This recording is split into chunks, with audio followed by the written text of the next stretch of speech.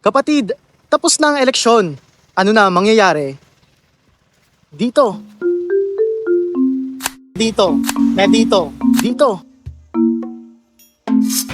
Sa Santa Maria, Bulacan, abala ang mga tauhan ng local government unit sa huling araw ng pagbabaklas at pangongolekta ng campaign posters na ginamit sa nagdaang eleksyon.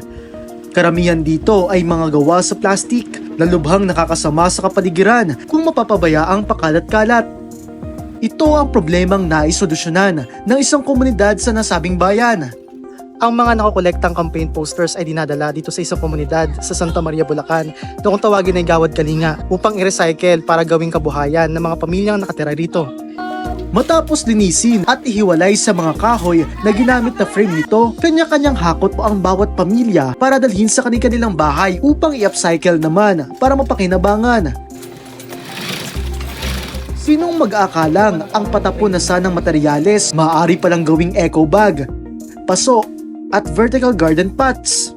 At ang mga produktong ito, ibinibenta ng mga residente upang pandagdag kabuhayan. Gumalaw na kami. Hindi ko na hinihintay yung mga may-ari pa ng tarpaulin para kuhanin nila yung kanila. Hinakot na namin, tinagal na namin, pinagtatabi namin. At sa ganun, pakinabangan. Sa Gawad Kalinga, nagsisimik talaga para may makapag-aaral ng anak nila. Dito sa aming bayan ay talaga makikita mo talaga na halos lahat nagsisimikap yung mga tao na panahon na ng buhay para magkaroon ng magandang kinabukasan yung mga anak. Para sa mga residente, malaking bagay ang suportang nakukuha nila sa lokal na pamahalaan upang maging posible ang inisyatibang ito.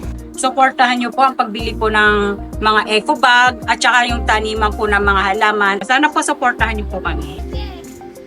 Pero ano nga ba ang maaaring problemang idulot ng mga campaign materials na ito? Ayon sa grupong Bantok 6, ang mga PVC tarpaulin na karaniwang ginagamit bilang campaign materials ay naglalaman ng chemical na tinatawag na toxic cadmium. Bukod sa problema sa kalikasan, maaari rin daw itong maging banta sa kalusugan ng publiko. Ang mga problemang ito mukhang hindi na matutuldukan.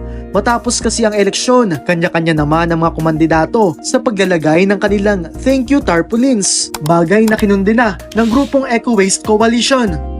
Madalas na itsyapwera ang usaping pangkalikasan sa tuwing sumasapit ang eleksyon. Patunay dyan ang kaliwat ka ng plastic wastes na iniiwan nito. Kaya para sa mga nanalong kandidato at sa mga naiproklama na, nasaan kayo sa usaping ito?